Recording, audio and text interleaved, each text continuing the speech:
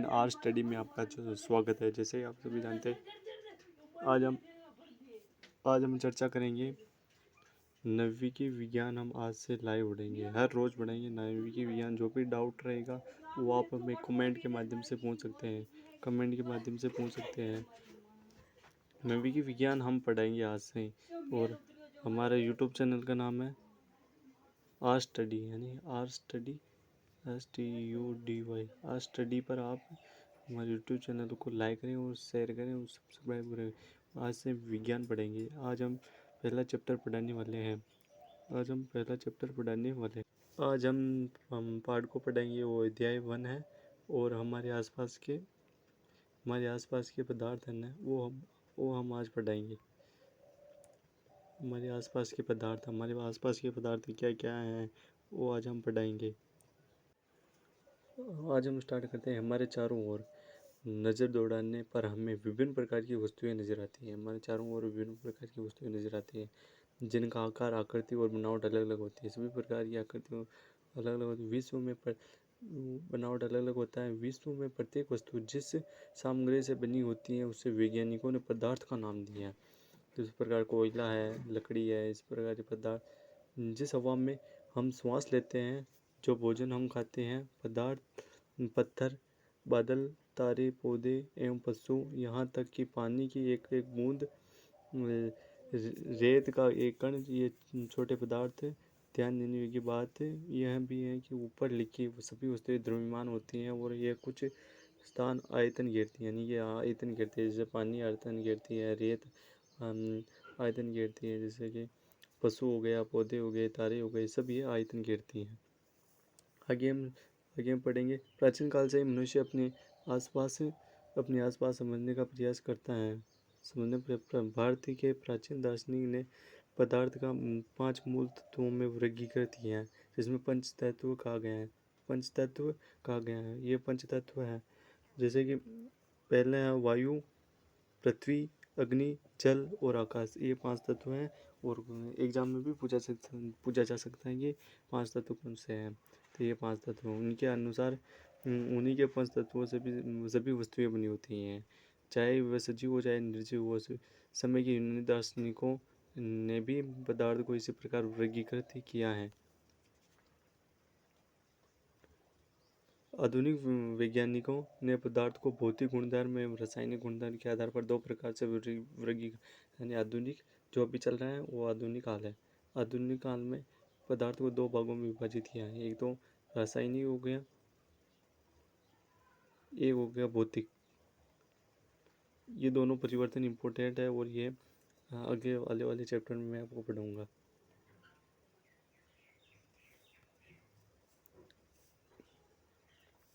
पदार्थ किन कणों से मिलकर बने होते हैं? पदार्थ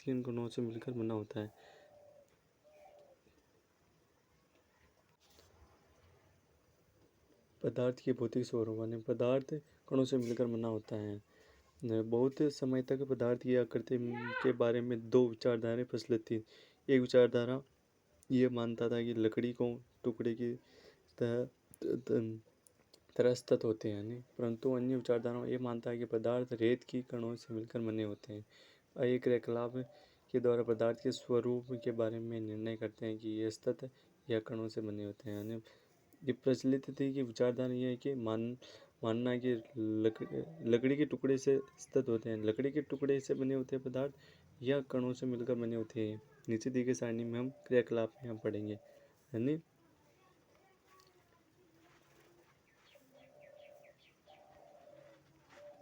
100 मिलीग्राम का बीकर ले। इस प्रकार को जल से आधा भरकर जल स्तर पर निशान लगा दें और दिए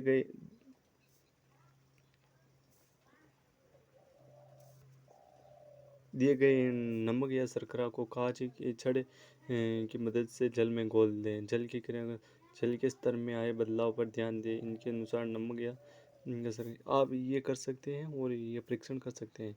इन प्रश्नों के उत्तर पाने के लिए हमें विचार को स्वीकारना होगा कि सभी पदार्थ के कण से बने होते हैं, कणों से बनकर होते हैं। सभी है ना पदार्थ कणों से मिलकर। क्रियाकलाप में चम्मच में रखी गई नमक या शर्करा अब पूरे पानी में घुल गई हैं, जैसा कि चित्र 1.1 में दर्शाया गया है। ये चित्र हो गया 1.1। ये जल है, इसमें नमक मिलाया गया है, लाभ गुना आवर्धित किया जाना है। ये जल है, ये नमक है, ये इसमें हिलाया और जल नमक एक हो गए, और एक ये लाख गुना आवर्धित किए गए कण के जल के कण। और पदार्थ के कण कितने छोटे होते हैं, पदार्थ के कण कितने छोटे होते हैं। ये प्रयोग दर्शाता है कि पोटेशियम मानी ये प्रयोग ये किया गया है ना, ये दर्शाता है कि प्रेमग्नेट के बहुत थोड़े से क्रिस्टलों से पानी ही बहुत अधिक मात्रा में बेरंगीन हो जाती है। इससे हम निष्कर्ष निकाल सकते हैं कि पोटेशियम परमैंगनेट केवल एक क्रिस्टल में कई सूक्ष्म कण होंगे। ये कण छोटे छोटे कणों में विभाजित होते रहते हैं। अंततः एक स्थिति में ये कण छोटे भागों में विभाजित नहीं किए जा सकते हैं। पोटेशियम परमैंगनेट की जगह 2 मिलीलीटर डेटॉल से भी ये क्रियाकलाप कर सकते हैं। लगातार अनुकृत होने पर उसकी महक हमें मिलती रहती है। पदार्थ के कण बहुत छोटे छोटे होते हैं, और इतने छोटे हैं कि कल्पना नहीं कर सकते हैं।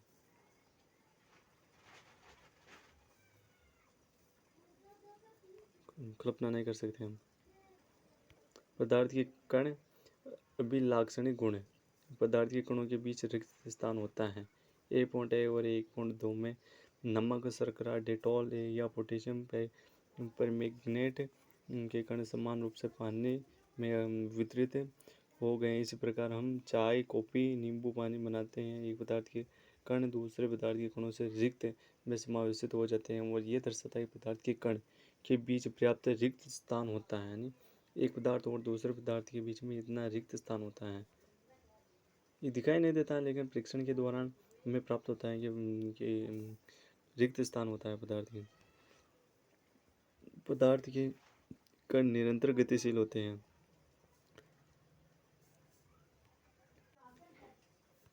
ये क्रियाकलाप ज़्यादा इम्पोर्टेंट नहीं है। आगे हम स्टार्ट। उपरोक्त 3 क्रियाकलापों में 1.3, 1.4, 1.5 में निम्नलिखित निष्कर्ष निकाल सकते हैं कि पदार्थ के कण निरंतर गतिशील होते हैं, अर्थात गतिज ऊर्जा होते हैं। तापमान बढ़ने से कणों में की गति तेज होती है, यानी कण निरंतर गतिशील होते हैं, निरंतर गति करते हैं, अर्थात गति ऊर्जा होती है। तापमान बढ़ने से कणों की गति तेज हो जाती है, इसलिए हम कह सकते हैं कि तापमान बढ़ने से कणों की गति ऊर्जा भी बढ़ जाती है। तापमान बढ़ेगा, यानी तापमान बढ़ेगा तो कणों की गति ऊर्जा भी बढ़ जाती है, यानी कणों की गतिज ऊर्जा भी बढ़ जाती है। उपरोक्त तीनों क्रियाकलाप में देखने के पदार्थ के कण एक दूसरे के साथ अंतः मिश्रित होते हैं, यानी पदार्थ अंतः मिश्रित होते हैं। ऐसा कणों के रिक्त स्थान में समावेश के कारण होता है। दो विभिन्न पदार्थों के कणों का स्वतः मिलना विसरण कहलाता है। ये इम्पोर्टेंट है। दो विभिन्न पदार्थों को कणों का स्वतः मिलना विसरण कहलाता है। विसरण किसे कहते हैं? तो दो विभिन्न पदार्थों को कणों का स्वतः मिलना विसरण कहलाता है। हमें यह भी पता चलता है कि गर्म करने पर विसरण तेज हो जाता है। जो भी जिसे हम पदार्थ को गर्म करते हैं, विसरण तेज गति से होता है। ऐसा क्यों है, और हम आगे बढ़ेंगे। यानी पदार्थ के कण एक दूसरे को आकर्षित करते हैं। कैसे करते हैं? ये क्रियाकलाप देख रहे हैं, क्रियाकलाप ज़्यादा इम्पोर्टेंट। ऐसा करके आप देख सकते हैं, लोहे की एक कील और एक चौका टुकड़ा और एक रबड़ बैंड लेकर देख सकते हैं। ज़्यादा इम्पोर्टेंट नहीं है, ये ज़्यादा इम्पोर्टेंट नहीं। अब पढ़ेंगे हम पदार्थ की अवस्था। पदार्थ किस अवस्था में रहता है। अपने पास के पदार्थों को ध्यान से देखें। ये कितने प्रकार के होते हैं? हम पाते हैं कि पदार्थ 3 प्रकार के होते हैं। एक तो होता है ठोस, एक होता है द्रव, और एक होता है गैस। 3 प्रकार के में वो पदार्थ मिलते हैं। अब हम पदार्थ की तीनों अवस्था के गुणों को विस्तार से अध्ययन करेंगे।